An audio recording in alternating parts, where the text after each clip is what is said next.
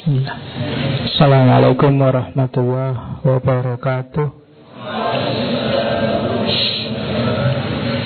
Bismillahirrahmanirrahim. Alhamdulillahirabbil alamin. Wa bihi nasta'inu ala umurid dunya waddin. Allahumma salli wa sallim wa barik ala habibina wa syafi'ina Sayyidina wa maulana Muhammadin wa ala alihi wa ashabihi wa man tabi'ahum bi ihsanin ila yaumiddin. Amma ba'du. Mari kita lanjutkan ngaji kita. Ada pepatah dalam bahasa Arab yang bunyinya Afa bil mauti wa idhun. Cukuplah kematian itu sebagai nasihat. Jadi dibandingkan ngaji yang bulut tidak karu-karuan panjang lebar, sebenarnya cukup kamu ambil pelajaran dari kematian. Maksudnya apa? Dibandingkan nasihat yang bertubi-tubi, sebenarnya cukup ingatlah saja bahwa pada saatnya kita akan mati. Harusnya dengan ingat ini saja kita sudah tergetar dan segera bersiap-siap untuk menghadapinya. Harusnya begitu. Tapi kalau berita-berita kematian itu sudah tidak lagi menggoncangkan kita, tidak lagi menyentuh jiwa kita, jangan-jangan jiwa kita sudah mulai mengeras. Kalau jiwa kita mulai mengeras, kita harus berusaha untuk melembutkannya. Antara lain dengan seni. Tema kita malam ini. Oke, malam ini kita ketemu lagi lebih tepatnya, karena dulu kita sudah pernah panjang lebar mengupas gagasan beliau tentang Saintia Sakra. Jadi Syed Hussein Nasr ini dikenal alirannya namanya tradisionalisme, karena dia ingin menghidupkan kembali tradisi-tradisi berpikir lama, khazanah-khazanah, hikmah-hikmah lama yang itu tergerus oleh dunia modern yang tidak bijaksana. Syed Hussein Nasr menyebut dunia modern itu justru lebih cenderung misosofia, bukan filosofia. Lebih cenderung benci dengan kebijaksanaan dan tidak cinta kebijaksanaan. Berarti tidak filsafat. Kenapa kok disebut misosofia? Karena peradaban barat membuang banyak sekali khazanah-khazanah, hikmah-hikmah, metafisika lama. Padahal itu sangat penting untuk memahami kehidupan ini.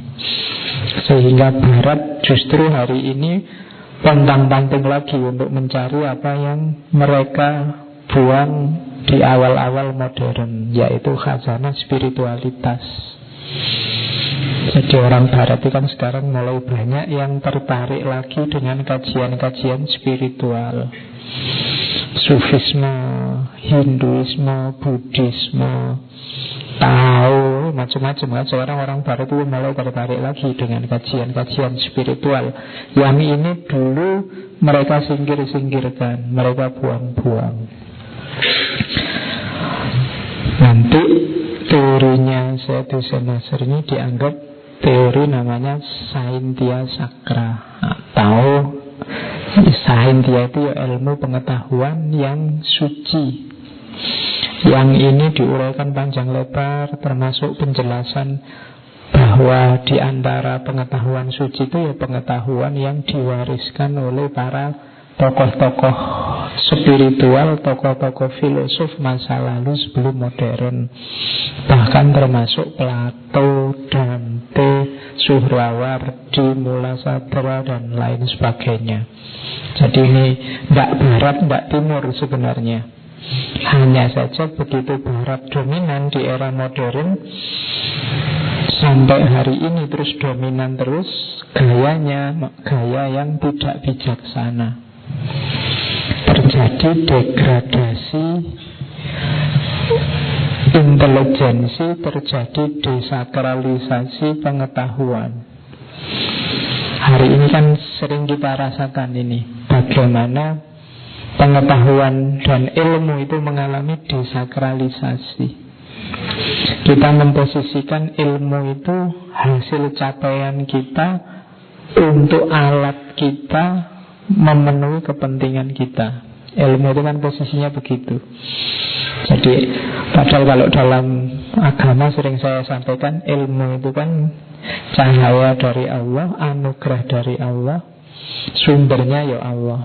Tapi di dunia modern ilmu jadi murni hasil upaya kita, dia alat kita.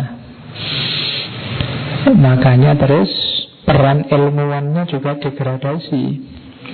Kita akhirnya memposisikan misalnya guru-guru kita itu hanya sebagai tukang-tukang yang ngajari kita untuk memberi alat tadi. Jadi makanya terus banyak adab yang hilang. Ada murid mukuli gurunya. Kemarin sampai ada wali murid yang juga mukuli gurunya. Nah ini yang semacam ini mulai hilang. Penghargaan terhadap ilmu dan ilmuwan mulai merosot. Oke, kadang-kadang kita melihat guru kita, dosen kita itu kayak orang yang bekerja mencari uang dari kita, dan kita merasa dia kita bayar untuk ngajari kita. Itu kan memposisikannya begitu. Akhirnya relasinya relasi dagang, saling mengambil keuntungan.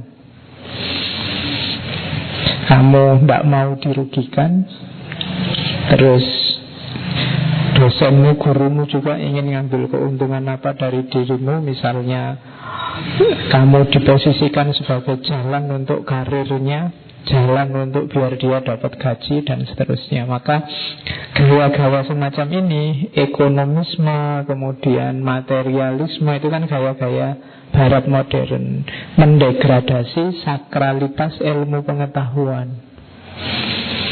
Jadi ilmu itu jadinya nggak sakral, tidak suci lagi, terkontaminasi hasrat, ambisi, situasinya manusia modern.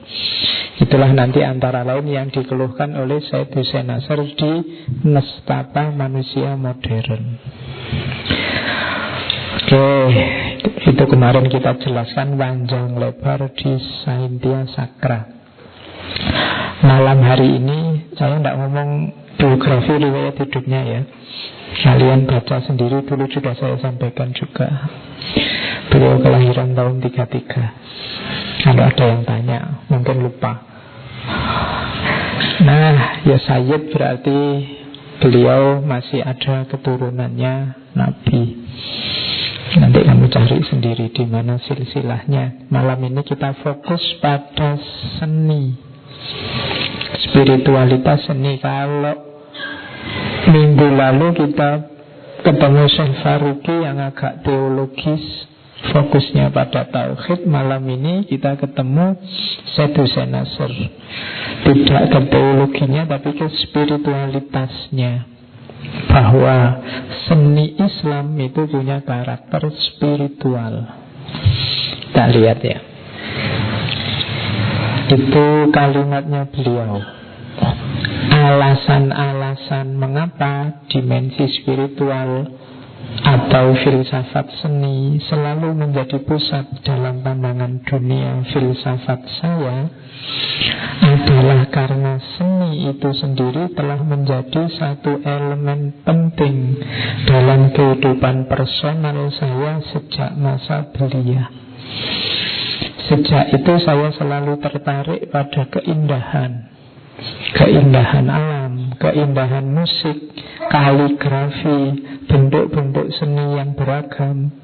Dan daya tarik ini bersemayam tinggal dengan saya sepanjang kehidupan saya. Jadi ini sejak kecil memang beliau punya sense of aesthetic, punya rasa estetis yang tinggi. Kalian juga begitu, harus punya rasa estetis juga. Jangan kaku-kaku hidupnya. Ada nggak di sini yang nggak suka lagu apapun, nggak suka musik jenis apapun karena itu bid'ah? Nggak suka, ada nggak yang begitu ya? Ya tidak mungkin sebenarnya kita anti nada, anti musik, anti lagu. Wong ngaji itu ada nadanya, ada lagunya. Ngimami juga kan, imam itu kan ada nadanya. So tidak enak apapun kan ada nadanya. Fales-fales ngimami juga ada nadanya kan. Tidak mungkin kamu ngomong kan ada intonasinya. Kapan keras, kapan lembut, kapan agak cepat, kapan pelan. Saya itu tidak niat ada nadanya, ya rasanya ya ada nadanya meskipun dua parnya luar biasa. Ada, tidak mungkin tidak. Kamu jalan juga ada ritmenya. Itu estetis. Jadi ada indahnya. Kamu pakai baju kan juga mikir pantas apa enggak, cocok apa enggak. Itu rasa estetik.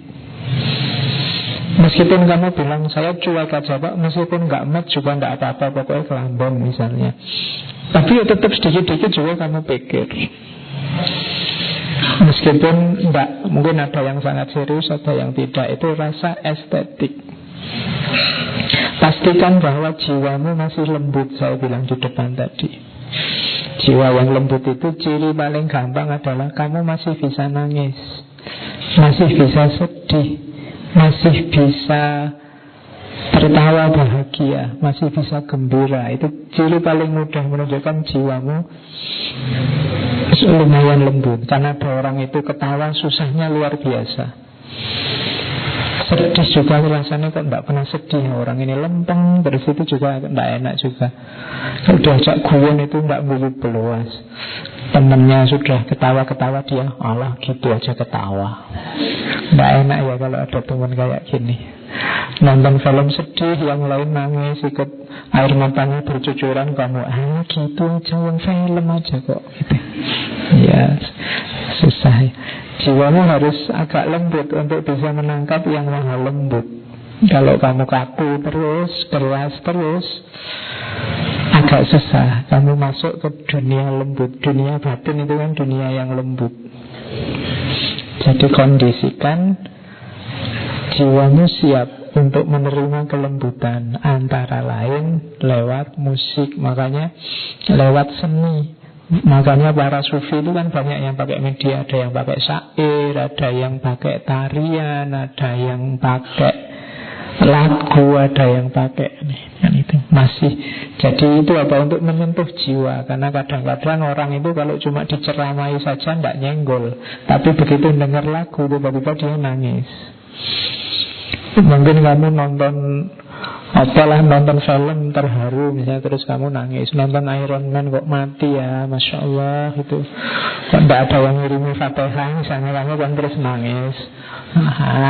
Jadi berarti kamu masih bisa disentuh jiwamu. Ada orang yang jiwanya sama sekali tidak bisa disentuh, terlanjur keras. Nah, Sayyid Hussein Nasr memang menjelaskan sejak kecil saya memang sudah tertarik dengan ranah estetika, dengan seni. Dari situ nanti beliau menulis beberapa buku, antara lain tentang seni Islam, seni spiritual, termasuk beberapa yang diterjemahkan ke bahasa Indonesia. Dulu terjemahan bahasa Indonesia itu yang judulnya Spiritualitas Seni Islam, di launching beliau datang langsung ke Indonesia waktu launching buku itu. Sekarang mungkin agak susah karena beliau sudah sangat sepuh. Oke, kita lihat kajian-kajian beliau, pandangan-pandangan beliau tentang seni. Kata beliau, ada masalah tentang kajian seni hari ini. Di mana masalahnya? Cara berpikir kita.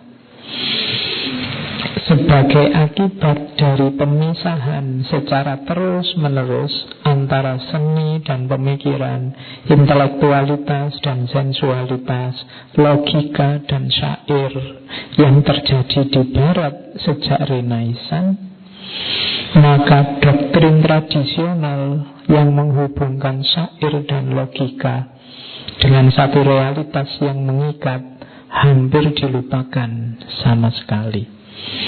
Namun doktrin tradisional yang kini masih bertahan dalam berbagai peradaban timur dan dalam sastra Persia dan Arab tidaklah selalu terbatas di dunia timur saja. Apa yang diajarkan oleh doktrin tradisional dapat juga ditemukan dalam uraian Plato dan Dante, sehingga ia tidak dapat dikatakan sebagai khas dunia timur dalam pengertian geografis. Ini maksudnya yang pertama, orang modern itu cenderung bikin dikotomi, pembedaan. Oh, ini dunia, ini agama, kita sebut sekuler. Oh, ini pikiran, ini perasaan. Oh, ini intelektual, kalau ini intuisi. Oh, ini selalu dipilah-pilah begitu. Biasanya kalau orang milah-milah semacam ini terus kan mengkategori dan menilai. Kayak kita ngomong ada hitam, ada putih. Ini kan sebenarnya cuma warna, tapi kan terus orang mengasosiasikan kalau putih itu suci, kalau hitam itu gelap. Ada siang, ada malam. Siang simbol cahaya, malam simbol kegelapan. Itu kan orang begitu kalau berpikir serba biner, serba oposisi dua. Itu nanti kalau ngomong laki-laki dan perempuan itu rasanya kalau laki-laki itu aspek positif superior, kalau perempuan itu aspek inferior. Kan selalu begitu. Cara berpikir double. Kalau dosen dan mahasiswa misalnya, itu yang positif yang mana kira-kira? Kalau pemerintah dengan rakyat, mana positif, mana negatif? Kalau selalu berpikir begitu. Nah, orang Barat itu dengan dikotominya tadi kan terus juga menilai. Ada, oh kalau ini rasional, kalau ini dasarnya perasaan. Rasional perasaan itu rasanya ya yang lebih bagus ya yang rasional ini. Kalau perasaan itu kan sentimental, subjektif. Selalu menilai begitu. Oh kalau ini kan intelektual, kalau itu subjektivitas sendiri-sendiri. Jadi selalu menilai. Ketika dipilah-pilah gini selalu menilai. Karena yang Barat porosnya pada sains yang rasional, maka yang bukan sains itu rasanya negatif. Sama-sama bisa menyembuhkan orang sakit. Dokter pakai obat, dukun pakai air putih yang didoai, sama-sama sembuh loh itu. Tapi kan menurutmu tetap yang valid yang dokter. Padahal mungkin kamu ya sering ngalami orang hanya didoai terus sembuh. Yang di desa-desa mesti pernah lihat itu. Jadi bagimu penjelasan sains selalu lebih valid. Begitu ada orang kesurupan, terus psikologi bilang oh itu histeria massa, sementara ustadzmu bilang oh itu kesurupan, jinnya masuk. Menurutmu yang valid yang mana? Yang histeria massa ini kan. Jadi khazanah-khazanah yang menurutmu metafisik tidak masuk akal itu kamu singkirkan jauh-jauh. Itu pengaruh modernisme Barat. Ini yang membuat nanti wilayah seperti seni ini terpinggirkan, tidak tergarap serius, meskipun tetap hidup. Cuma hidup tanpa kita pahami hakikatnya.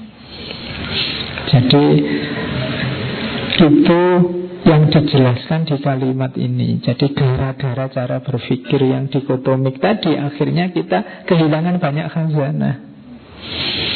Selalu yang satu kita menangkan, yang satu kita kalahkan. Karena Barat fokusnya pada sains yang positif, maka yang tidak sains terus rasanya tidak penting. Sama kayak kamu di kampus itu kan, kalau referensimu referensi saintifik ilmiah itu rasanya gaya. Tapi kalau mau bikin makalah kok referensinya sebagaimana khutbah Jumat yang disampaikan oleh itu kan dianggap tidak laku. Apa kok referensi khutbah Jumat kan terus gitu. Padahal bisa jadi khutbah Jumatnya bagus loh, tapi kan tidak laku di kampus. Sebagaimana komik yang ditulis, komik kan tidak laku di kampus-kampus. Kenapa? Karena yang dipercaya yang ilmiah tadi. Nah itu yang dikritik oleh Syed Hussein Nasr. Padahal khazanah-khazanah spiritual timur yang oleh Barat disingkir-singkirkan dan hidup di dunia timur, di Persia, di Arab, itu banyak juga tokoh Barat yang ngomong itu. Misalnya Plato, misalnya Dante. Tokoh-tokoh neoplatonik, Plotinus itu kan sangat spiritual gagasannya. Jadi sebenarnya tidak geografis. Tidak geografi itu kalau Barat pasti sains, sementara kalau Timur pasti intuitif, artistik, seni, tidak begitu. Barat juga banyak yang begitu. Sebenarnya kalau orang mau jujur ya semua khazanah itu penting, tidak Barat dan tidak Timur. Cuma orang modern mendegradasi intelektualitas hanya pada ranah rasional saja. Nah, itu problemnya itu. Makanya disebut akibat pemisahan yang terus-menerus kita sejak kecil dijejali ini. Sehingga cara berpikir kita berubah. Terus, nah sekarang kita masuk ke materinya. Karakter seni Islam. Oke ya, yang pertama dalam Islam tidak ada. Jadi seni, kenapa disebut seni Islam? Ya di situ mengandung ada hubungannya dengan religiusitas, dengan agama Islam. Dan harus diingat, dalam Islam tidak cuma seni, segala hal itu bisa jadi religius. Itu istimewanya Islam. Tidak ada kok dipisah, ini urusan dunia, ini urusan agama. Semuanya bisa jadi urusan agama. Misalnya saya minum ini sebenarnya kan urusan dunia karena saya haus. Tapi begitu saya bilang Bismillahirrahmanirrahim, dia jadi urusan agama sekarang. Ada bismillahnya, ada tata keramanya, ada tata tertibnya. Sebaiknya minum sambil duduk, sebaiknya. Ini kan terjadi urusan agama. Kamu pakai baju itu kan ya urusan biar kamu tidak kedinginan, menutup tubuh macam-macam. Tapi terus agama, gini loh nutup baju yang bagus. Jadi urusan agama. Dalam Islam tidak ada satupun, katanya Syed Hussein Nasr, yang bisa disebut sepenuhnya sekuler. Tidak ada hubungan dengan Tuhan, tidak ada hubungan dengan agama. Maka kalau ada orang bilang lo agama ya agama, kalau ini kan urusan dunia, tidak bisa begitu. Semuanya bisa terkena tafsir agama, ada pemahaman religiusnya.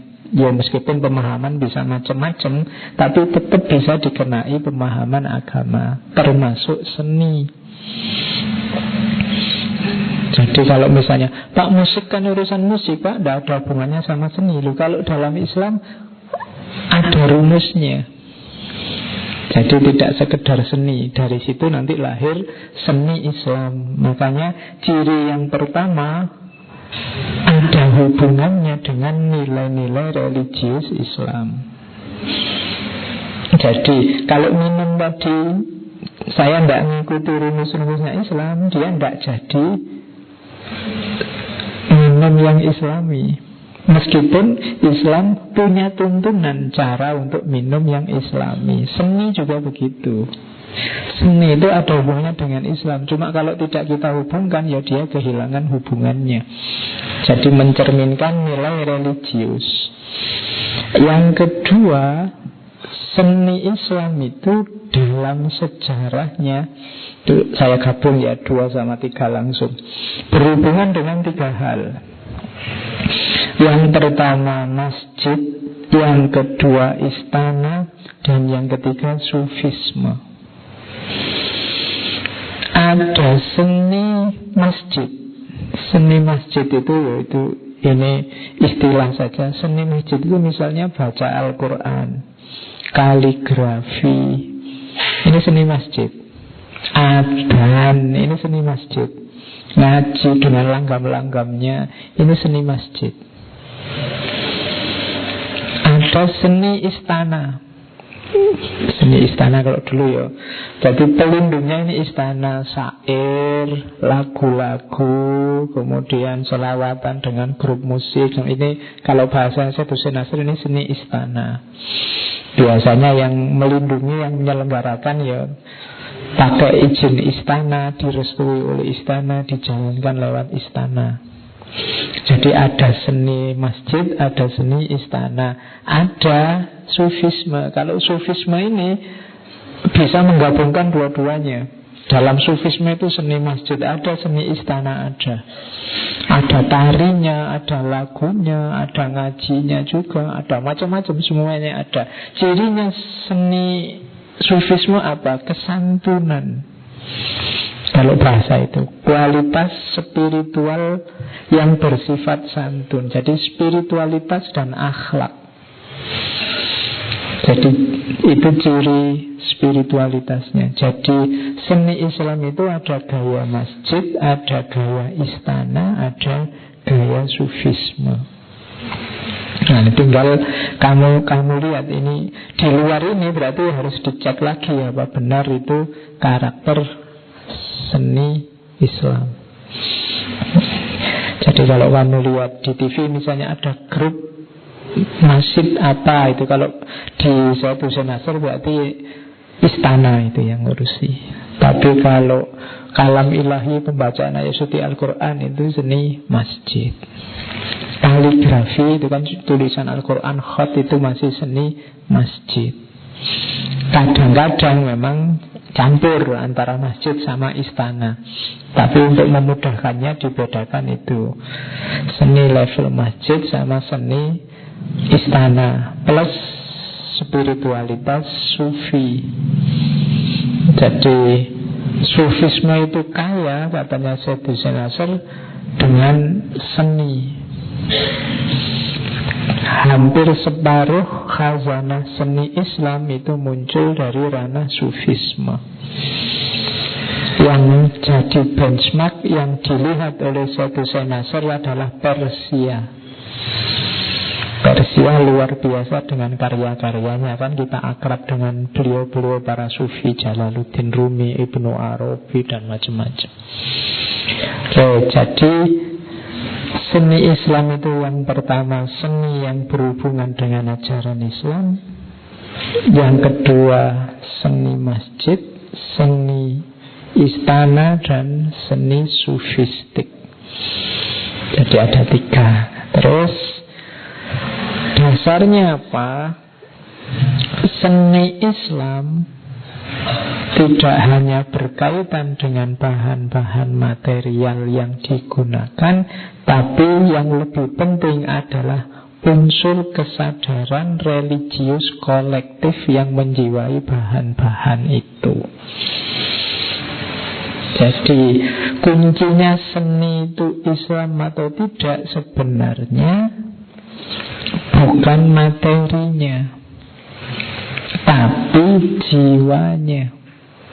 Di situ dicontohkan masjid sama gereja itu bahannya sama, batu bata, tapi kan kita menyikapinya berbeda.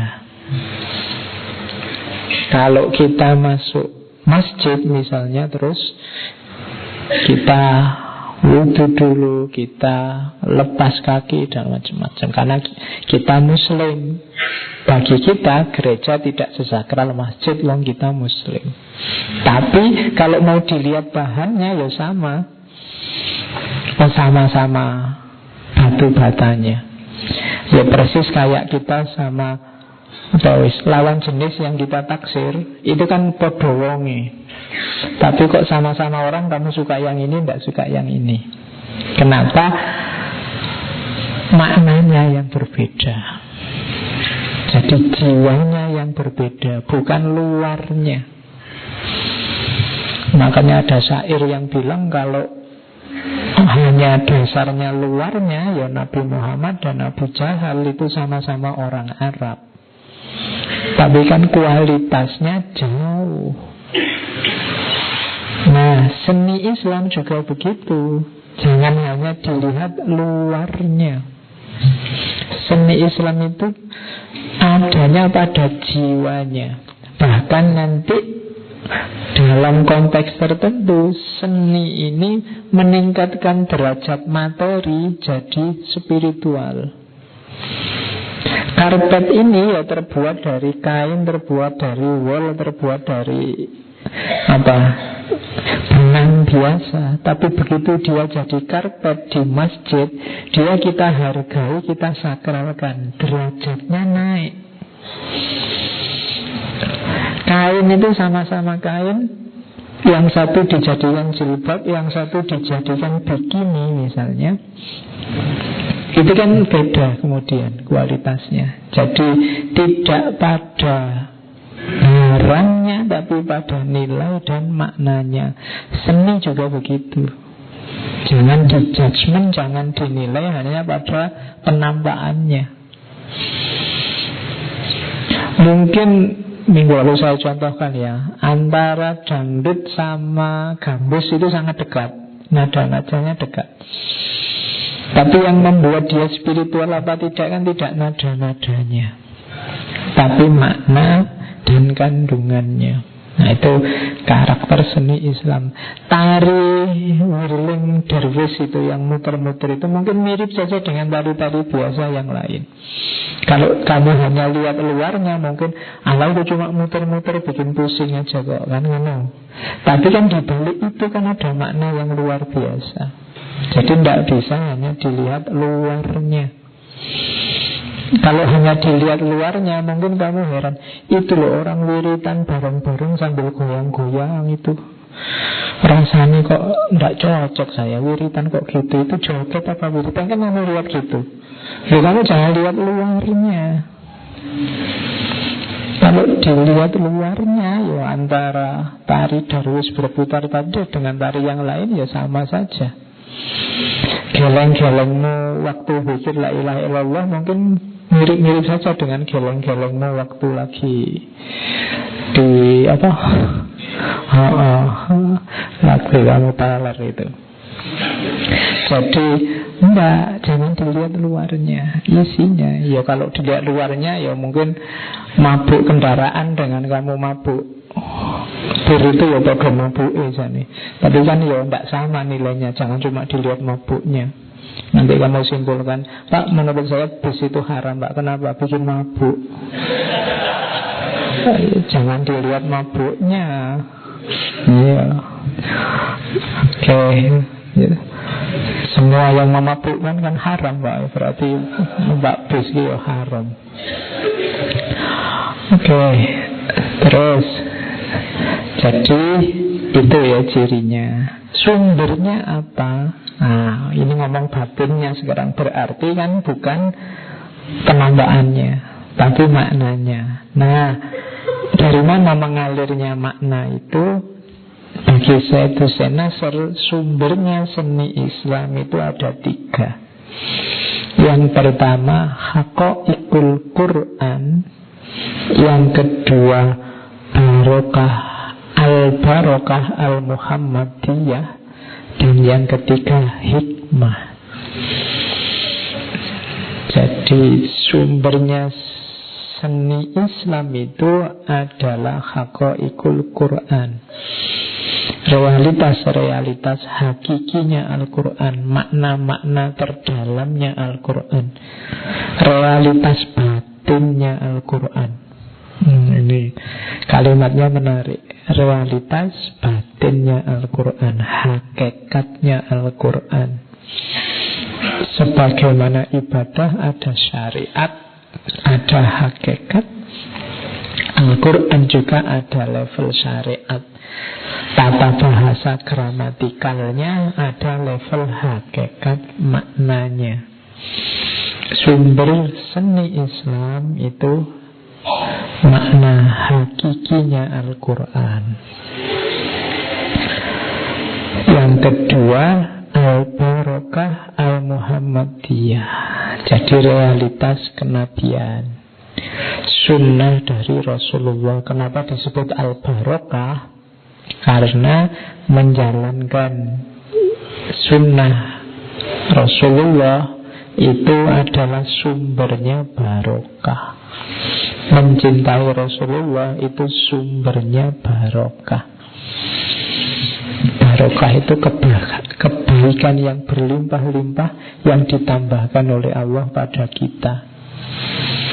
Al-Barokah Muhammadiyah berarti barokah berlimpah yang diberikan oleh Allah pada kita karena kecintaan kita kepada Kanjeng Nabi. Sangat banyak seni Islam yang lahir karena sebagai ekspresi cinta dari Kanjeng Nabi. Nah, jadi Haqaiqul Quran dan Al-Barokah Al-Muhammadiyah ini dua hal yang nyambung, katanya Syed Hussein Nasr. Al-Quran itu rumus dasarnya yang porosnya nanti tauhid. Al-Barokah Al-Muhammadiyah itu manifestasinya. Jadi Al-Quran itu sumber awalnya diterjemahkan dalam kehidupan sehari-hari melalui Al-Barokah Al-Muhammadiyah, kehidupan Rasulullah. Nah, sumbernya seni itu mengandung makna ini, makna hakiki atau makna keberagaman. Kenapa keberagaman? Ya ketika diterjemahkan dalam hidup sehari-hari ini beragam. Jadi sumbernya seni Islam itu dua, itu yang utama. Yang terakhir hikmah. Kalau hikmah ini kemampuan manusia untuk mengambil makna spiritual dari Haqaiqul Quran dan sekaligus Barokah Al-Muhammadiyah.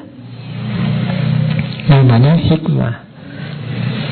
Jadi tiga sumber utamanya seni: Al-Quran, Sunnah, dan hikmah, ringkesnya itu.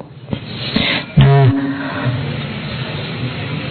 dari sumber inilah nanti lahir banyak sekali model, banyak sekali ekspresi seni Islam. Ada seni kaligrafi, ada musik, ada apalagi seperti yang dijelaskan di Syekh Faruqi minggu lalu. Itu kan seninya macam-macam, luar biasa. Sampai seni tembikar, sampai seni itu kan ada semua. Itu semua ekspresi dari dasarnya agama, makna-makna Al-Quran atau dari Barokah Muhammadiyah atau hikmah. Oke, jadi sumbernya itu. Terus hakikatnya berarti apa? Jadi dari yang di depan tadi terus dirumuskan. Berarti seni Islam itu yang pertama dasarnya adalah wahyu. Hasil apa? Sumber utamanya adalah spiritualitas.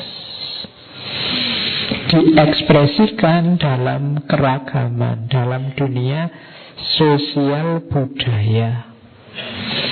Puncaknya adalah refleksi kandungan prinsip keesaan ilahi, kebergantungan kepada Tuhan, kesementaraan dunia, dan segala hal yang baik dan positif di alam semesta. Jadi rumus kalau dari bukunya itu. Kalau ada yang tanya, seni Islam itu apa sih? Berarti dia seni yang sumbernya adalah wahyu ilahi, mengekspresikan spiritualitas Islam melalui media sosial budaya, yang tujuannya adalah mengungkap keesaan Tuhan, kesementaraan makhluk, kesementaraan dunia, dan segala hal yang positif di alam semesta ini. Itulah hakikatnya seni Islam. Oke, jadi rumusnya itu. Ya tidak harus kamu hafalkan, tidak ada ujiannya. Yang penting kamu sekarang ngerti. Oh itu tuh yang dimaksud seni Islam. Jadi perhatikan unsur kandungan spiritualnya. Nyawanya nanti ada di situ. Jadi paling ujung itu wahyunya. Pasti sumbernya dari Allah semua. Sumber dari Allah ini kan nanti manifestasinya ya wahyu. Cuma wahyu ini tidak hanya dilihat bunyinya, tapi apa yang ada di balik bunyi, makna spiritualnya. Cuma makna spiritual ini kan ya tidak kok muncul sebagai spiritual, dia butuh wadah. Wadahnya sosial budaya. Makanya seni itu macam-macam sesuai sosial budaya masing-masing. Nah, kita melihatnya pasti dari manifestasinya, penampakannya. Cuma kita melihat ini terus Islam benar apa enggak, itu dari efeknya. Yaitu apa? Prinsip ilahiyah, ketuhanan. Prinsip tauhid bahwa semua yang bukan Tuhan bergantung pada Tuhan, kesementaraan dunia dan segala hikmah yang positif. Jadi melihatnya itu nanti ada parameter-parameternya, tapi kuncinya di sini, rumus utamanya. Terus, nah ini yang kategori sangat terkenal dari Said Hussein Nasr. Jadi seni itu ada 3. Ada seni suci, ini seni Islam ya. Seni suci atau seni sakral, ada seni tradisional, ada seni religius. Kalau seni sakral itu seni yang berhubungan langsung dengan agama dan spiritualitas. Orang tidak bisa membantah bahwa itu seni Islam, itu sudah pasti. Misalnya ya kayak tadi qiraah, baca Al-Quran, itu kan pasti Islam itu sudah.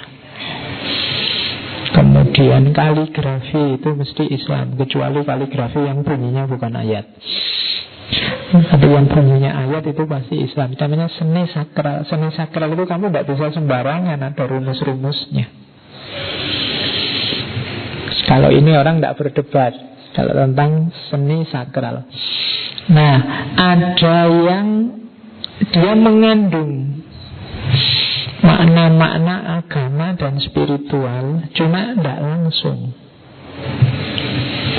Said Hussein Nasr menggambarkan bedanya seni sakral sama seni tradisional itu misalnya pedang misalnya. Pedang itu kalau dalam pembuatan pedang dan adanya pedang itu kan, kalau dalam agama Islam atau Yahudi apa Kristen itu kan juga seni, tapi dia masih belum sakral karena pedang ini bukan, tidak ada hubungannya sama ibadah, sama ritual. Tapi kalau dalam agama Shinto, Jepang, dulu kita pernah ngaji agama Jepang, ini pedang ini sakral, suci, karena pedang ini perangkat untuk ibadah mereka. Jadi sama kayak kita ngaji itu kan kita sakral. Jadi itu bedanya seni tradisional dengan seni suci. Jadi kalau seni tradisional mungkin barangnya tidak kelihatan seperti sakral langsung, tapi dia punya makna berhubungan dengan agama. Jadi seni, ya misalnya sholawatan, misalnya kan banyak hari ini musik-musik religius, itu seni tradisional. Tapi yang religius ada juga yang ketiga, seni religius. Kalau ini temanya mungkin tema keagamaan, kelihatannya kayak tentang agama, tapi maknanya di tidak selalu bisa disambungkan dengan agama. Satu senasar misalnya ngasih contoh, misalnya pelukis-pelukis barat yang gambar malaikat misalnya, kan itu sering bikin gambar malaikat. Loh, malaikat itu kan objek agama, tapi sebenarnya maksudnya lukisan itu tidak ada hubungannya sama agama. Itu namanya seni religius. Jadi mungkin kalau pakai bahasa kasar ya, seni religius itu tampilannya ada tampilan tentang religiusitas, tapi maknanya bisa tidak mengarah ke agama. Kebalikannya yang tradisional mungkin tampilannya tampilan biasa, tapi dia maknanya sangat religius. Mungkin lagunya ya lagu biasa, bahkan tidak ada kata-kata Arabnya sama sekali, pakai bahasa Indonesia semua, tapi maknanya sangat dalam, sangat religius. Nah, itu seni tradisional. Kalau yang religius itu tadi, maknanya masih bisa tidak religius, meskipun tampilannya tampilan religius. Kamu nyari contoh sendiri-sendiri ya. Kalau saya menyebut contoh nanti mau anggap sarah, nanti rame. Jadi golek contoh dhewe mana seni sakral, mana seni tradisional, mana seni religius. Ya masih ada satu lagi sebenarnya, cuma tidak dipanjang lebarkan oleh Setu Senasar, ya seni profan. Kalau seni profan itu ya wis seni biasa, tidak ada hubungannya sama sekali dengan agama. Ya musik-musik yang nggak mungkin kamu dengarkan tiap hari, itu ya seni profan. Oke ya. Kadang-kadang juga penyikapan kita juga menentukan. Ada yang ini mungkin sebenarnya bukan musik religius, tapi begitu masuk ke telinga kita itu terus jadi religius sekali. Itu bisa. Jadi maknanya jadi sangat agama.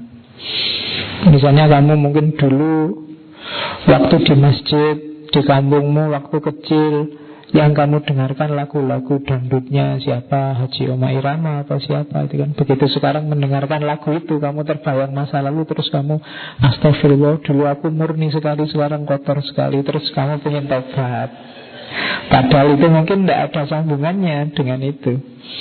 Nah itu seni yang khas juga. Jadi ada hubungannya dengan subjeknya. Mungkin subjeknya sangat profan, tapi orang menangkapnya jadi sakral. Sakral berdasarkan pengalaman hidupnya. Kan kamu sering kan nonton yang jadul-jadul, mungkin zaman kamu kecil ada film apa, ada kartun apa, terus kamu nonton, kamu terharu. Masya Allah, ini aku kecil dulu, ini aku masih imut, masih tanpa dosa, masih yang terus kamu sekarang kok jadi kayak gini ya. Itu kan dia jadi jalan menuju religiusitasmu. Nah, bisa semacam itu. Oke.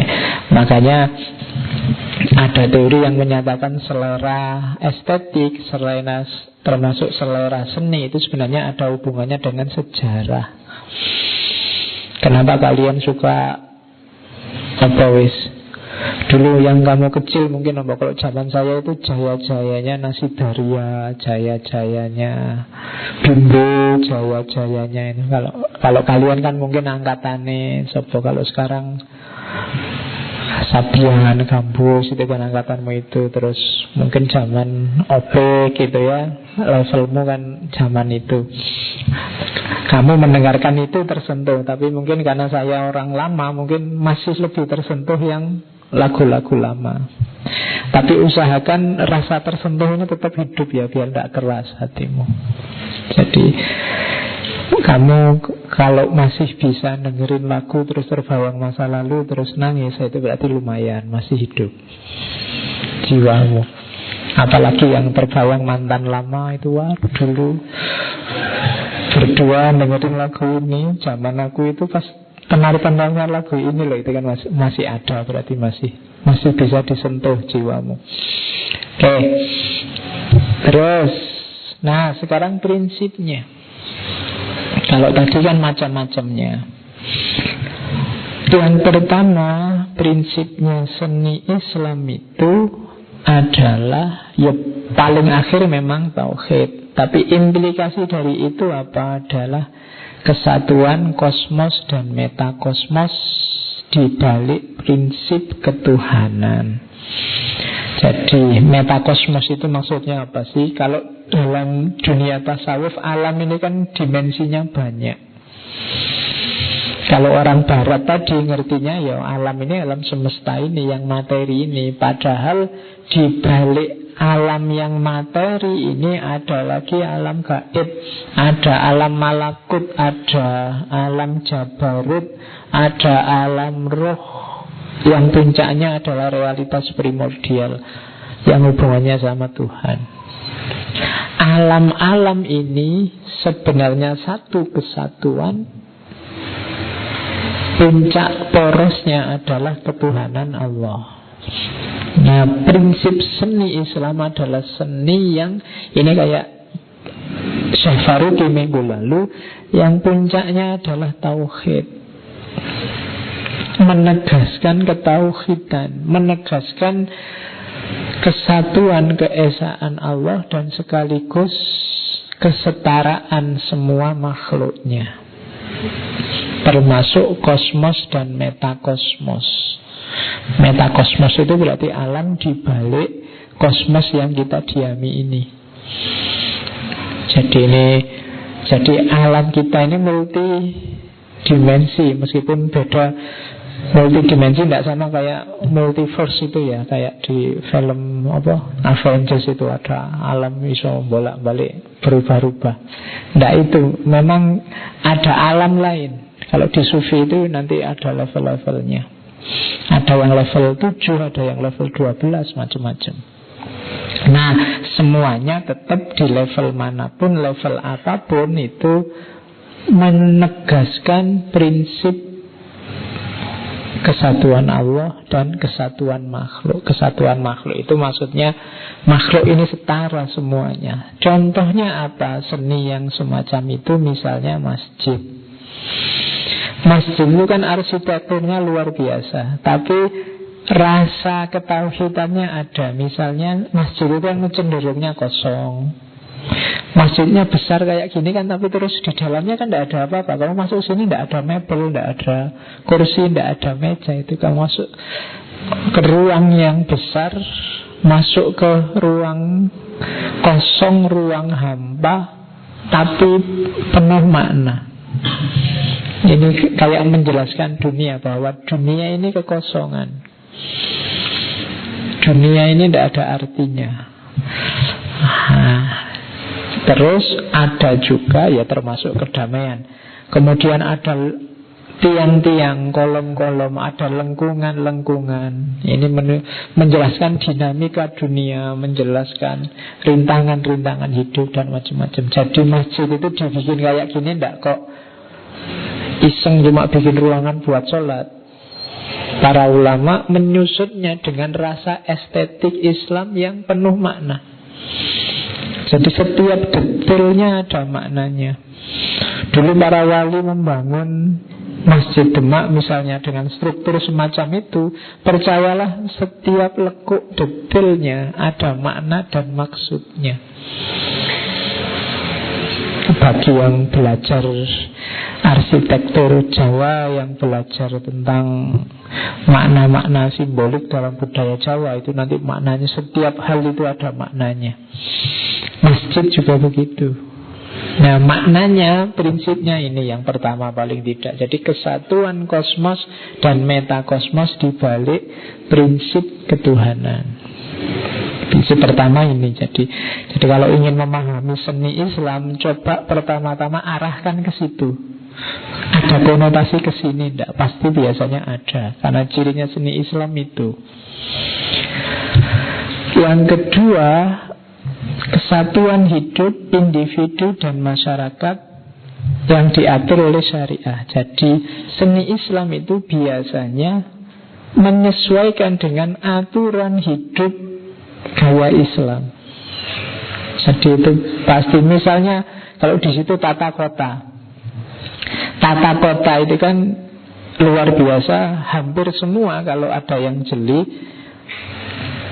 di tata kota Islam itu selalu ada di situs istana, jejer masjid, jejer pasar. Terus biasanya terus alun-alun.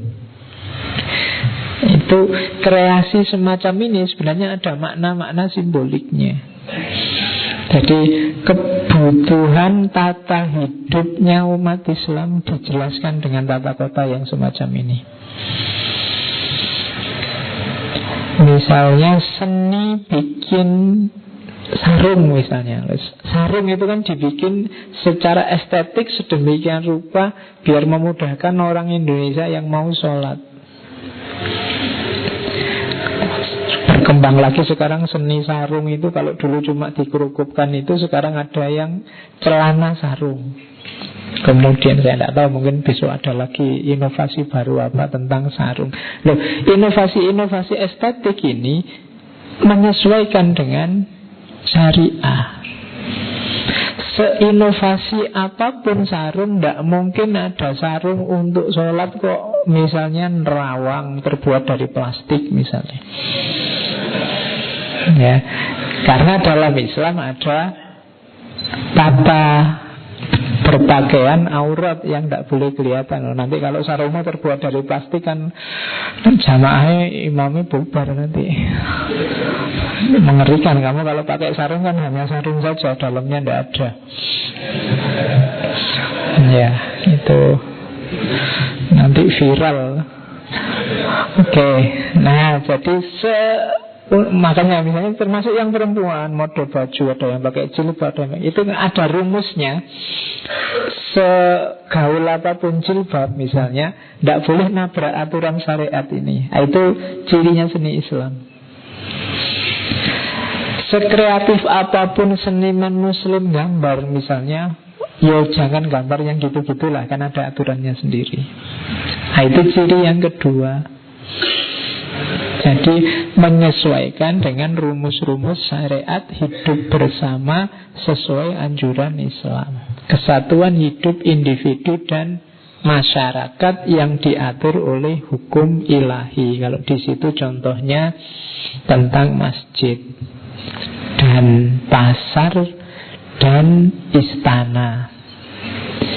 Jadi setiap istana pasti ada masjidnya, dekat situ pasti ada pasar. Kayak di Jogja itu istana, sebelah baratnya masjid, kamu ke utara sedikit ada pasar Beringharjo.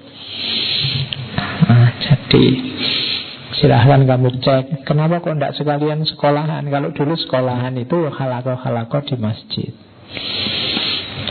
Cuma sekarang kan modelnya sudah kampus. Zaman dulu juga mungkin belum ada mall, jadi belum terbayang. Mallnya adanya ya pasar. Jual beli itu ya di pasar, tidak di mall. Makanya UIN itu kan ada di sana, UNY di sini. Kalau istananya jauh di sana. Kalau UIN itu kan di sekelilingi mall, Bainal Maulaya ini, di antara dua mall. Oke. Itu prinsip seni Islam. Jadi prinsipnya dua kalau seni Islam itu, arahnya ke kesatuan, ke tauhid, dan yang kedua syariah. Fungsinya sekarang. Nah, fungsinya seni Islam itu apa? Yang pertama barokah.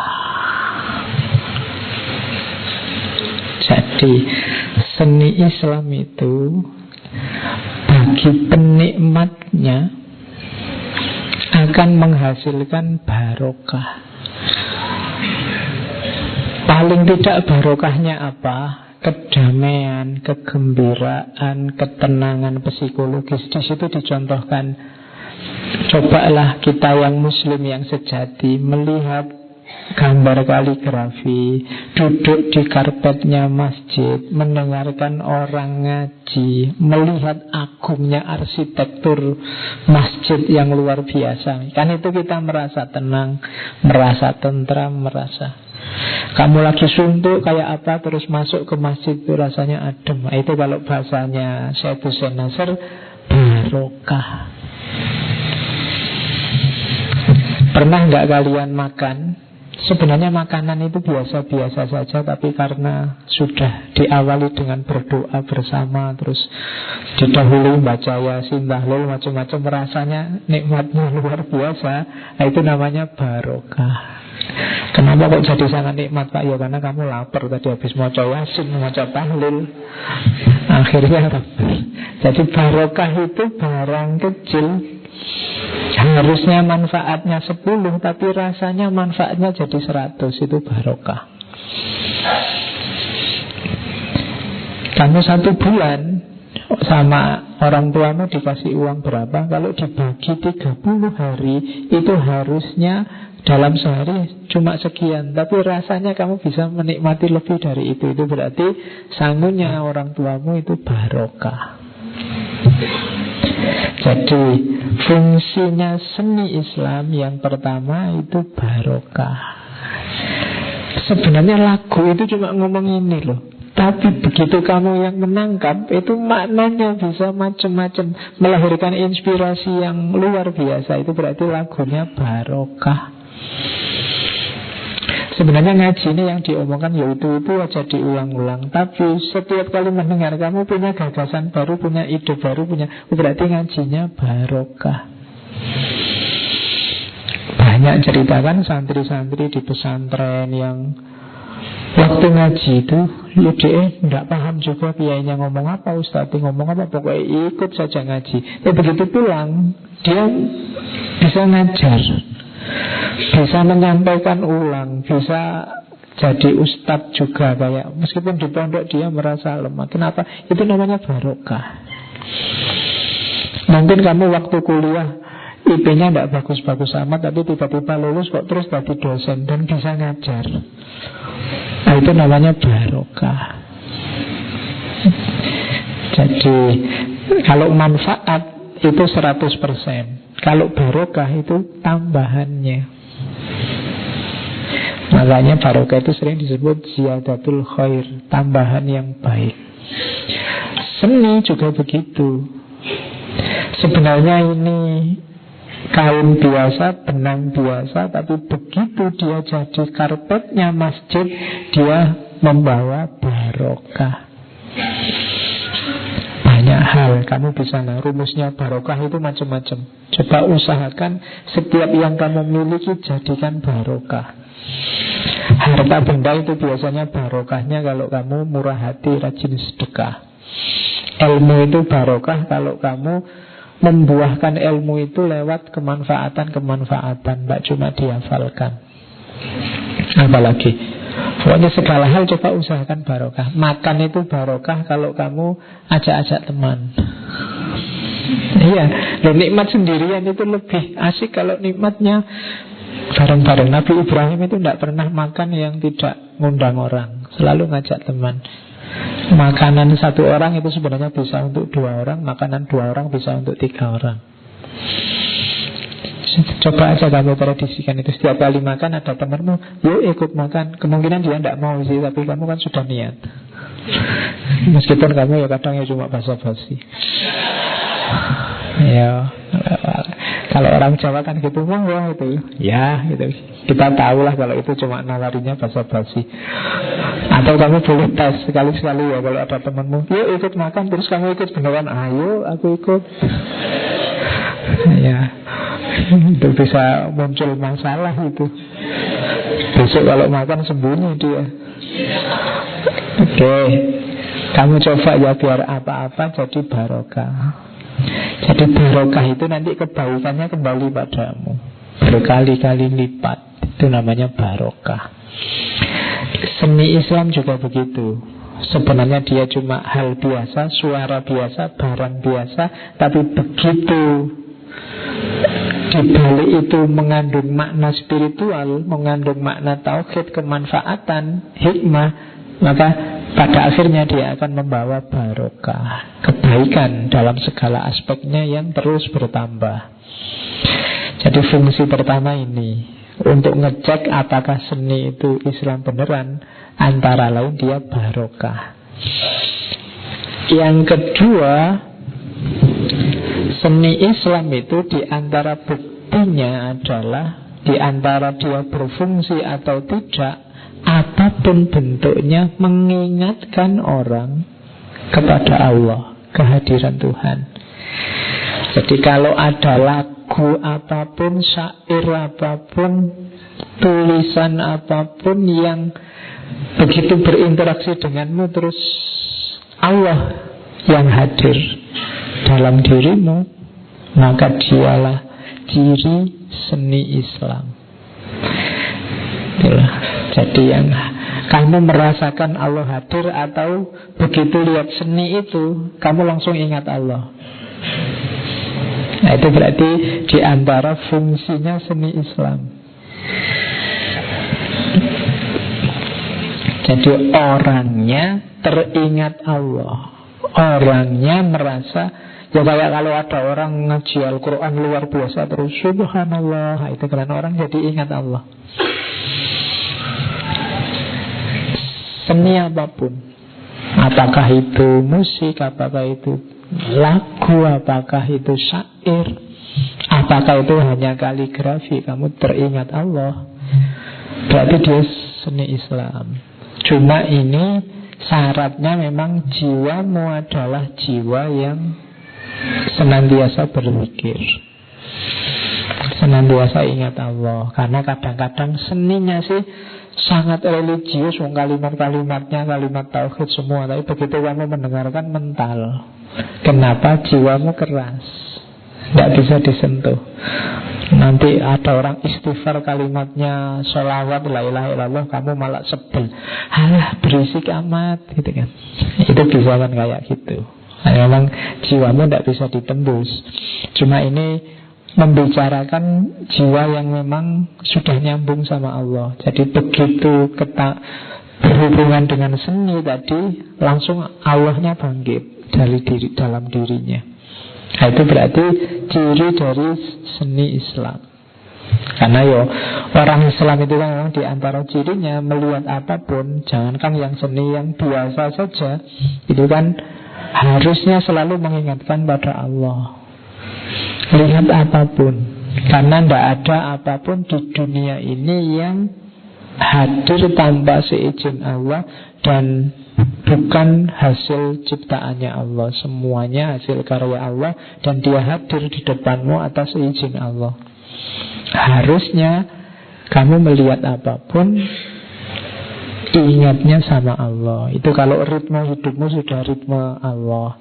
Hanya saja kita memang terlalu banyak menjauh dari cahayanya Allah, sehingga seringkali Allah tidak hadir, tidak kita hadirkan. Setiap kali ada hal-hal yang seharusnya itu membuat kita ingat Allah. Tadi di depan kita nyatakan bahwa kafa bil mauti wa'idhon, cukuplah dengan maut sebagai nasihat. Itu pun kadang ada orang meninggal, kita tidak kaget, tidak ingat Allah. Si pelarang kecelakaan lagi loh. Terus kamu kan tidak sibuk ingat Allahnya, sibuk videonya mana, beritanya mana, kan gitu. Kamu cepat nyari-nyari viralnya mana, tidak ingat Allah. Ada cerita KKN di desa. Kamu kan yang kamu cari itu desa mana, mana kamu sibuknya ke situ. Tidak ingat bahwa Allah adalah penguasa segalanya, termasuk segala hal yang gaib. Itu semua peristiwa, kalau jiwamu selalu berpikir, pasti akan mengingatkan pada Allah. Apakah itu kegagalan atau kesuksesan atau kehebohan. Nah, seni Islam harusnya juga begitu. Seni yang bisa menyentuh jiwamu dan membuatmu teringat dengan Allah. Sering saya sampaikan, apapun aktivitas kita harusnya adalah aktivitas yang membuat kita selangkah lebih dekat dengan Allah. Inilah yang kita sebut aktivitas yang benar. Kenapa? Ya karena hidup kita itu kan sebenarnya perjalanan ilaihi roji'un, kembali lagi kepada Allah. Oke, fungsi kedua. Fungsi ketiga, seni Islam itu, kalau ini hubungannya secara kelembagaan, seni Islam itu bisa jadi parameter ukuran untuk menentukan apakah sebuah gerakan sosial, kultural, politik di dunia kita, di sekitar kita itu benar-benar otentik Islam, atau hanya menggunakan simbol Islam sebagai slogan.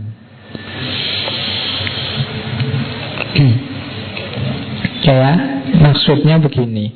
Kalau kita lihat sepanjang sejarah, itu kan sangat banyak ekspresi seni Islam. Seni Islam itu cirinya tadi keindahan, kedamaian. Kalau bahasa kita rahmatan lil alamin, ketertiban, harmoni. Nah, lembaga-lembaga sosial, kultural, politik yang tiap hari mengklaim dirinya berbicara atas nama Islam, sudahkah menjalankan fungsi sebagaimana yang telah dijalankan oleh seni Islam? Sudahkah mereka juga melahirkan keindahan dan kedamaian? Apakah ada kualitas ketenangan, keselarasan, kedamaian, keseimbangan yang jadi ciri khas Islam, termasuk dalam seni, yang itu adalah buah dari sikap dan perilaku gerakan-gerakan organisasi Islam tersebut. Jadi ini fungsi yang ketiga, itu fungsi sindiran. Seni Islam itu menyindir kita yang beraktivitas mengatasnamakan Islam. Seni Islam hadir untuk melahirkan kedamaian, melahirkan ketertiban, ketentraman, persaudaraan, kebahagiaan. Itu kan tadi seni Islam itu lahir untuk semua itu. Nah, kita yang tiap hari beraktivitas atas nama Islam, sudahkah melahirkan hal yang sama? Kalau kita mendengarkan seni Islam terus batin kita damai, astagfirullah, betapa damainya ada di masjid ini misalnya. Loh, itu loh, ada ndak efeknya terhadap diri kita? Sudahkah kita muhasabah? Bisa ndak aku, kelompokku melahirkan kedamaian yang sama sebagaimana dilahirkan oleh seni Islam ini? Bisa ndak aku dan kelompokku melahirkan ketentraman, ketertiban, kebahagiaan yang sama sebagaimana bisa diproduksi oleh seni Islam? Nah, kalau tadi kan ingat Allah, kalau ini ingat kehidupan kita. Begitu mendengarkan lagu yang menyentuh hati, apa? Dinas Salam, misalnya, agama yang penuh kedamaian. Kan kamu tentram itu rasanya. Wah, hidup ini damai, tentram. Oke lah kamu mendengarkan lagu itu tentram hatimu, tapi sudahkah hidupmu sendiri menentramkan orang lain? Sebagaimana sudah dilakukan oleh seni Islam. Jadi fungsi yang ketiga ini menyindir kita. Seni jadi alat kita untuk muhasabah, mengukur sejauh mana kita bisa hidup secara Islami, mewujudkan misi Islam, keindahan dan kedamaian. Atau bahasa kita selama ini, Islam jadi rahmatan lil alamin. Itu fungsi seni yang ketiga. Ada lagi fungsi seni yang keempat. Kalau ini fungsi intelektual. Bagi kita yang intelek, bagi kita yang akademisi, coba kajilah seni Islam sepanjang sejarah. Dari perkembangan seni Islam sepanjang sejarah itu kita bisa mengukur sejauh mana tingkat spiritualitas dan perkembangan intelektual umat Islam sepanjang sejarah. Jadi yang keempat ini fungsi intelektual. Jadi jangan salah, seni tidak sekedar hiburan, tidak sekedar aktivitas sambil lalu di dunia Islam. Dia bukan mengisi kekosongan. Kita kan sering menjadikan seni itu hanya aktivitas iseng sisipan. Ada seminar terus sambil menunggu waktu, silahkan grup musiknya main. Jadi musiknya main terus kamu makan, kamu dicuaki sama sekali musiknya. Nah, enggak. Musik itu, seni itu penting. Bahkan dalam sejarah Islam, dia sebagai bisa dijadikan parameter sejauh mana peradaban Islam berkembang. Jadi kalian bisa membaca, bisa mengkaji peradaban Islam dari aktivitas berkeseniannya. Mungkin kaligrafi, mungkin seni keramik, seni arsitektur, seni musiknya, seni tarinya, bisa dari sana. Jadi ternyata seni Islam itu bisa berfungsi intelektual, bisa berfungsi muhasabah seperti tadi, bisa berfungsi tauhid, mengingatkan pada Allah, dan bisa berfungsi kesadaran tentang kesatuan kosmos. Jadi ada 4 fungsi yang dimainkan oleh seni Islam yang spiritual. Oke, terus kalau ini, nah, ada satu ciri seni Islam, ini mirip penjelasannya Syekh Faruqi minggu lalu, bahwa biasanya seni Islam itu punya karakter tidak berikon, juga tidak bergerak, dalam tanda petik ya. Termasuk kan kemarin dijelaskan ada larangan menggambar makhluk hidup yang persis, ada kecenderungan anti-naturalisme, realisme, dan seterusnya. Itu kalau dalam penjelasannya Syed Hussein Nasr, memang tanpa ikon, tanpa gerak, itu sebenarnya arahnya ke Allah. Karena seni Islam itu bagaimana produk seni ini bisa mengantarkan umat Islam semakin dekat dengan Allah. Makanya dihindari hal-hal yang justru kontraproduktif, membuat orang semakin jauh dari Allah, atau justru menyekutukan Allah dengan karyanya atau pemberhalaan. Jadi dihindari ikon-ikon, dihindari gerak. Gerak itu dalam arti yang makhluk hidup. Jadi simbol apa semua itu? Simbol dari satu-satunya yang ada hanya Allah. Simbol dari kita harus menyisihkan ego kita. Jadi contohnya ya kayak gambar-gambar Arabes ini kan gambar yang dalam tanda petik itu gambar yang tidak jelas, hampa.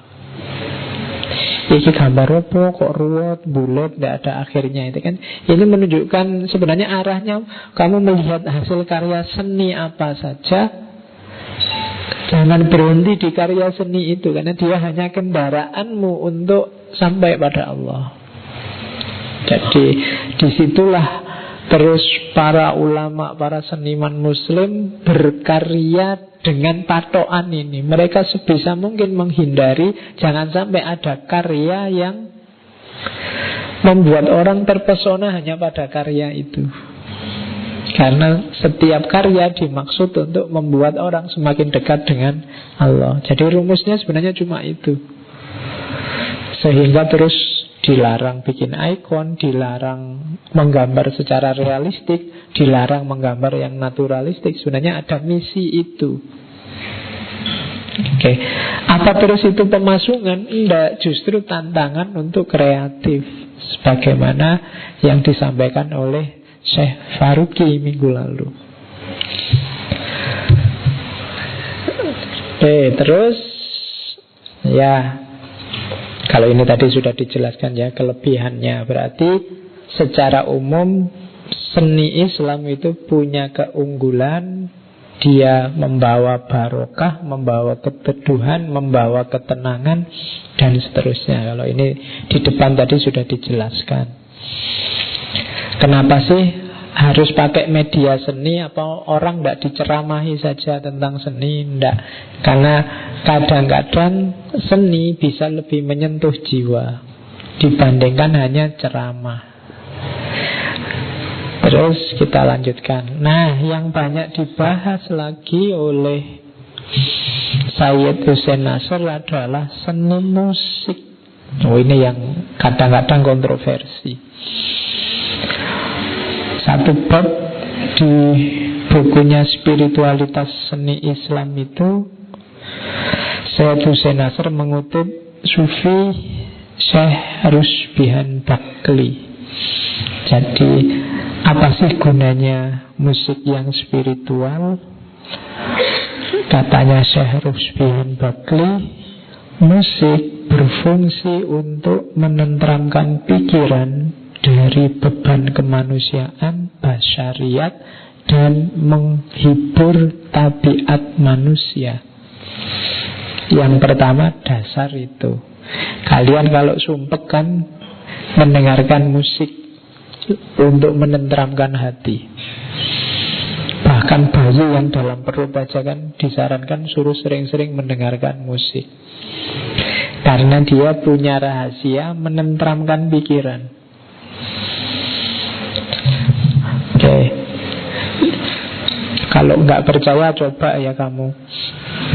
Kalau lagi sumpek, dengarkan lagu-lagu yang melankolis, itu kan pikiranmu jadi tenteram. Bagaimana musik bisa mempengaruhi? Kalau kamu lagi sumpek, cobalah misalnya musik yang agak ritmis, yang agak goyang misalnya. Itu kan sumpekmu agak hilang dikit-dikit. Apalagi kamu ikut goyang. Itu pengaruhnya musik. Jadi berpengaruh di pikiran. Atau kadang-kadang kamu lagi seneng aja dengerin lagu sedih, tiba-tiba jadi sedih. Itu kekuatan musik secara kemanusiaan. Tapi selanjutnya musik merupakan stimulan, menggugah jiwa. Stimulan itu untuk melihat rahasia ketuhanan, asrori robbani. Jadi musik itu bisa membuka pikiranmu untuk ekstase melihat wilayah ketuhanan. Terus bagi sebagian orang, tapi ada juga orang yang musik adalah godaan karena ketidaksempurnaan mereka. Orang ya tidak ada yang perfect, tapi ada orang-orang tertentu yang karena ketidaksempurnaannya, bagi mereka musik ini godaan. Sehingga begitu ada musik, termasuk musik yang spiritual, mereka tidak ingat Allah, tapi justru membuat menjauh dan terlena, lupa Allah. Bagi yang lain yang telah mencapai kesempurnaan, musik adalah peringatan, membuat kita ingat dengan Allah, ibroh. Jadi kamu yang tahu kondisimu, musik itu membuatmu terbuka jiwamu sehingga ingin dekat dengan Allah, atau justru membuatmu terlena, malah jauh, malah lupa dengan Allah. Kamu yang tahu. Oke, dia godaan ataukah stimulan? Musik tidak diperuntukkan bagi mereka yang masih berada pada tingkatan dasar, apalagi yang hatinya telah beku, karena akan mengakibatkan mereka hancur. Ya yang masih pemula dasar ya jangan, Pak, saya tidak pakai ceramah, tidak pakai wiritan, tidak pakai apa, saya tak dengerin musik aja Pak, siapa tahu sampai pada Allah. Ya enggak, belum. Jadi kamu belum levelnya ke sana. Apalagi yang hatinya beku, sudahlah, mungkin kamu butuh jalan yang lain, karena akan mengakibatkan mereka hancur. Tapi bagi yang hatinya gembira, tak peduli apakah dia berhasil atau gagal menemukan jiwa, perlu mendengarkan musik. Kalau kamu kaku, musik tidak akan berpengaruh terhadap dirimu. Tapi kalau jiwamu terbuka, gembira, musik akan bisa membantumu jadi stimulan. Karena dalam musik ada ratusan ribu kegembiraan yang salah satunya dapat membantu orang melintasi ribuan tahun perjalanan untuk mencapai makrifat yang tidak dapat dicapai ahli makrifat melalui berbagai jenis ibadah lainnya. Kadang-kadang kamu sholat malam, kamu ngaji, mungkin karena sudah terlalu biasa, tidak ada rasanya sama sekali. Allah tidak hadir karena ibadahmu rasanya jadi formalitas. Tapi begitu mendengarkan satu musik khusus yang spiritual, kamu malah bisa nangis, ingat dosamu, merasa ingin dekat terus sama Allah. Itu yang kalimat terakhir itu maksudnya itu. Musik kadang-kadang bisa membantumu dari suluk yang panjang, tapi dengan musik bisa lebih cepat muncul kesadaran untuk dekat dan kerinduan pada Allah. Kamu baca sholawat balik-balik tidak tersentuh, tidak bisa menjangkau keberadaannya Kanjeng Nabi. Tapi begitu mendengarkan lagu sholawat yang agak melodis, terus tiba-tiba kamu nangis merasa rindu sama Rasul. Nah, itu jadi yang kamu usahakan mati-matian lewat suluk mungkin tidak berhasil, tapi lewat musik bisa berhasil. Itu di antara yang disampaikan oleh Syekh Rusbihan Wakli. Tapi juga kamu harus bisa membaca levelmu dulu, karena kayak tadi kalau masih pemula bisa malah menghancurkanmu. Makanya di beberapa torekat tertentu kan jalan suluknya pakai musik. Bahkan wirid pun dilakukan secara ritmik. Ada ritmenya, ada lagunya. Kiai-kiai pesantren itu kadang baca tahlil aja kan enak didengarkan, ada lagunya. Karena begitu ada lagunya itu lebih masuk. Mungkin kamu masih terngiang-ngiang bacaannya Pak kaummu di kampung dulu waktu tahlilan, Pak ustadzmu itu kan. Karena apa? Nadanya, lagunya. Oke. Terus, nah, maka perhatikan seni musik yang spiritual ada beda-beda peruntukan. Yang pertama, orang awam. Orang awam itu orang yang masih dikuasai hawa nafsu dan masih dikuasai oleh sifat dasarnya. Masih mudah lalai, ilmunya belum cukup, dan hawa nafsunya masih menang. Orang yang semacam ini hati-hati, karena musik akan dia dengarkan lewat jalur itu semua. Jadi hawa nafsunya yang mengemuka, hasratnya, ambisinya yang bunyi duluan. Jadi mendengarkan musik untuk melayani kebutuhan-kebutuhan dasarnya tadi, yang masih mudah lalai, mudah tergoda. Makanya tadi dibilang yang masih dasar harus hati-hati. Jadi jangan ujuk-ujuk musik pokoknya Pak gitu. Masih banyak step yang harus diperbaiki sebelum tiba-tiba masuk ke ranah musik spiritual. Levelnya level masih awam. Ada lagi level 2. Level 2 ini level khawas. Level khawas ini yang sudah naik kelas, tidak lagi tergoda oleh nafsu, sudah waspada, sudah dekat dengan Allah, mendengarkannya dengan hati.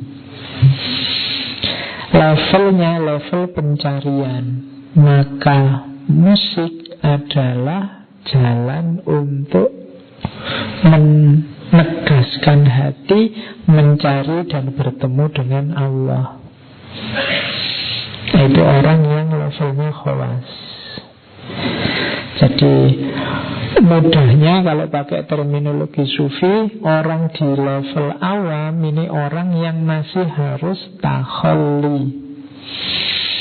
Dia masih harus membersihkan dirinya dari kotoran-kotoran batin.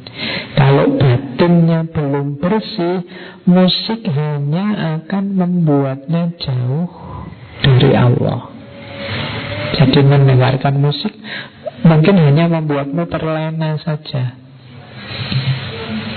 Mungkin kamu tergoda oleh musiknya atau tergoda oleh penyanyinya, akhirnya jatuhnya hanya mengidolakan grup musik atau penyanyinya.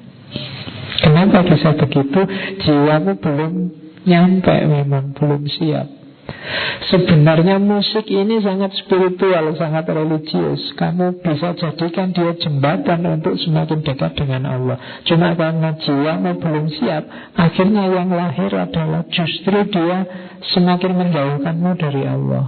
Misalnya kayak tadi, jadi idola-idola baru. Idol itu kan pemberhalaan. Nah itu bisa. Maka takholli dulu. Kalau sudah takholli, sudah bersih, hatimu akan jernih. Kamu bisa memaksimalkan makna spiritualnya musik. Kamu bisa mengejar Allah, kamu bisa menemukan Allah lewat musik. Itu orang-orang yang khawas. Di bahasa khawas itu mungkin elit ya. Ada yang di atas elit. Elitnya elit, khawasul khawas. Kalau orang-orang ini orang-orang yang mendengarkannya tidak pakai hati tapi pakai ruh, pakai jiwa. Nah, orang ini tidak lagi mencari, tapi sudah ada di makom cinta. Di sufi tertentu orang yang sudah mengalami kesatuan.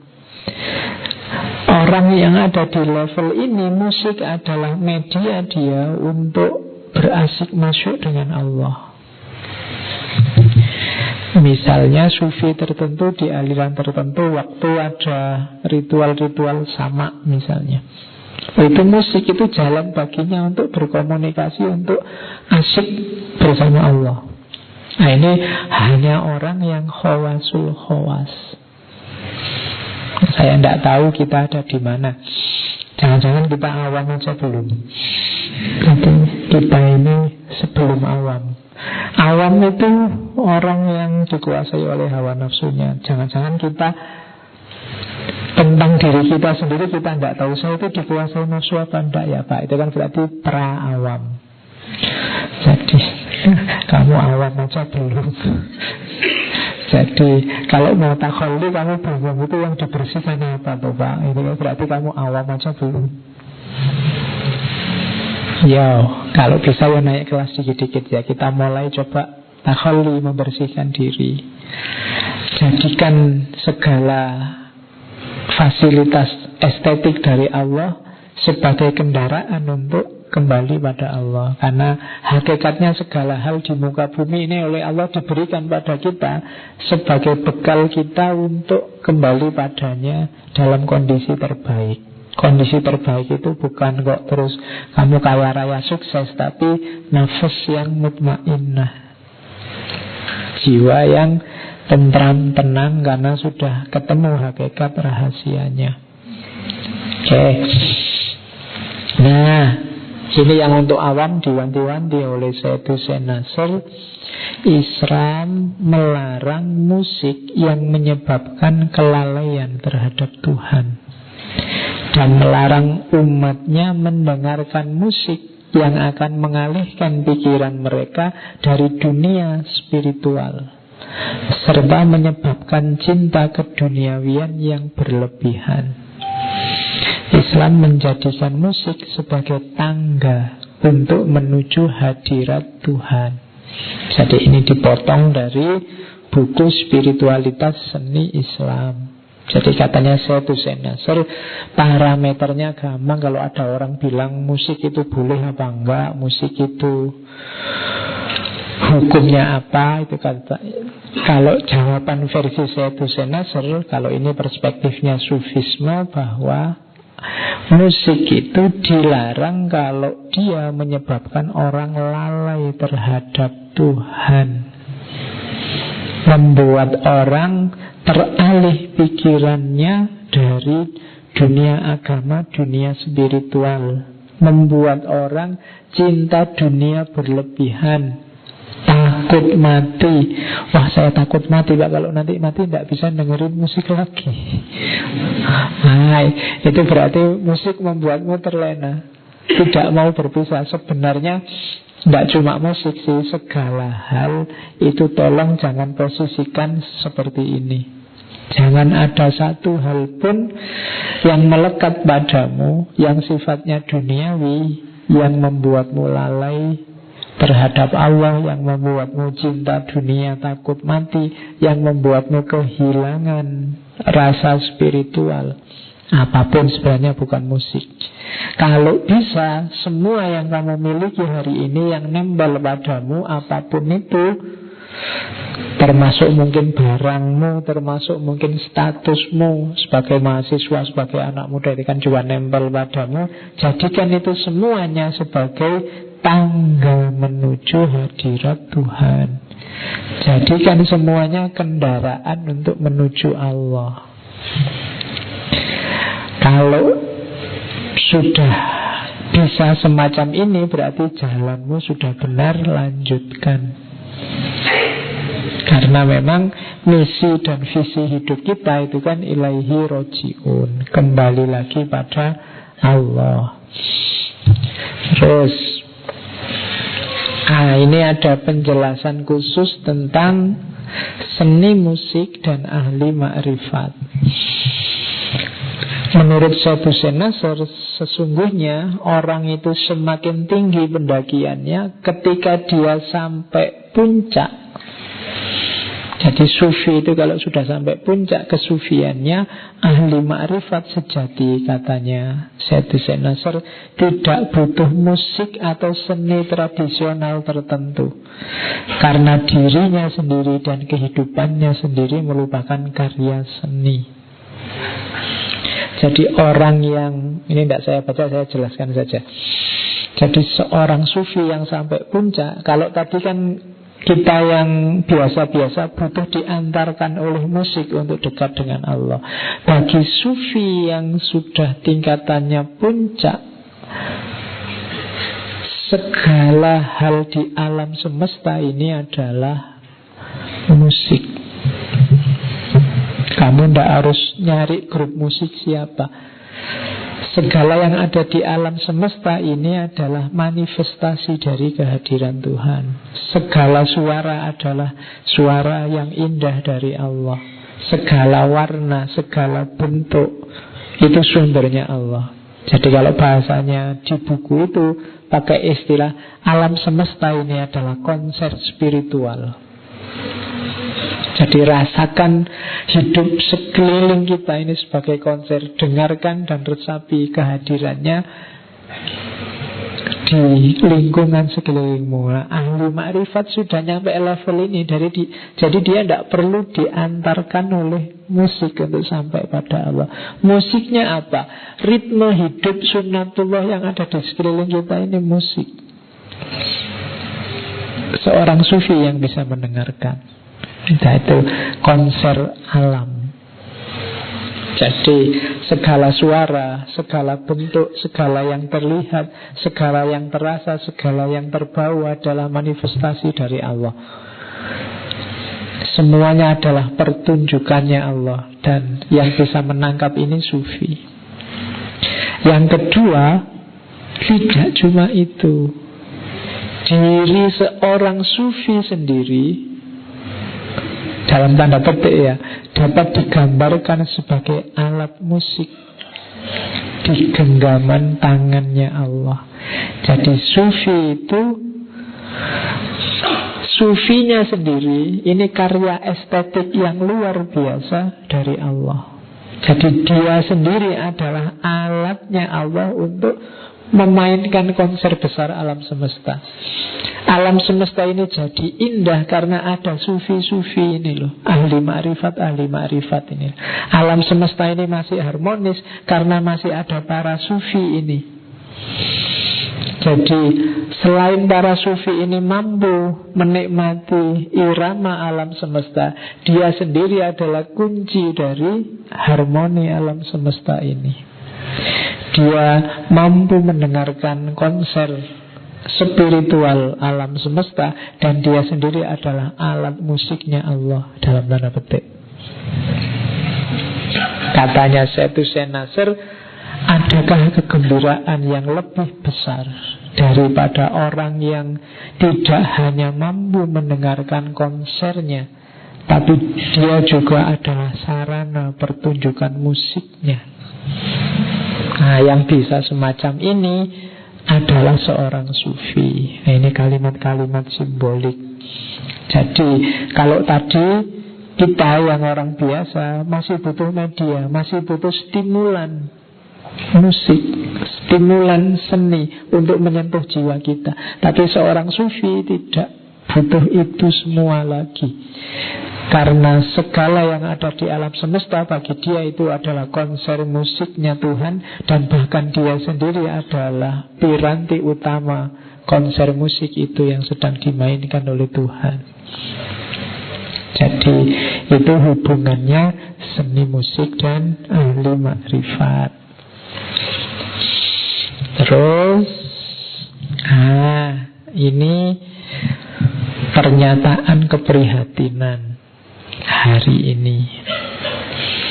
Dalam dunia saat ini, ketika dari hari ke hari semakin sulit memasuki spiritualitas sejati, dan ketika keindahan yang dulu terdapat di mana-mana telah dianggap sebagai barang mewah, maka musik tradisional bernilai sangat tinggi, bagaikan sebuah tempat perlindungan di antara badai yang mengerikan dan oase yang menyejukkan di tengah tandusnya gurun pasir. Kini banyak orang tertarik pada musik sekalipun tidak mengetahui alasannya. Pada dasarnya mereka tengah mencari kehidupan spiritual serta ketenangan dan kedamaian yang tersembunyi dalam substansi musik yang bersifat spiritual. Mereka tengah mencari rahasia perjanjian primordial antara manusia dan Tuhan dengan selubung melodi. Tadi di depan saya cerita tentang nestapa manusia modern, kegelisahan manusia modern yang kemudian mereka bergegas ingin mencari kembali spiritualitas yang hilang. Di antara manifestasinya adalah kesukaan pada musik-musik tradisional. Musik tradisional itu musik yang punya makna religius tadi. Musik semacam ini terus hari ini populer lagi. Banyak orang yang tiba-tiba saja suka dengan musik jenis ini, katanya Syed Hussein Nasr, meskipun mereka tidak tahu alasannya apa. Kamu yang selama ini mungkin sukanya lagu rock, lagu jazz, lagu blues, tiba-tiba kamu tersentuh oleh lagu spiritual apa, lagu sholawatan apa, tanpa kamu tahu alasannya.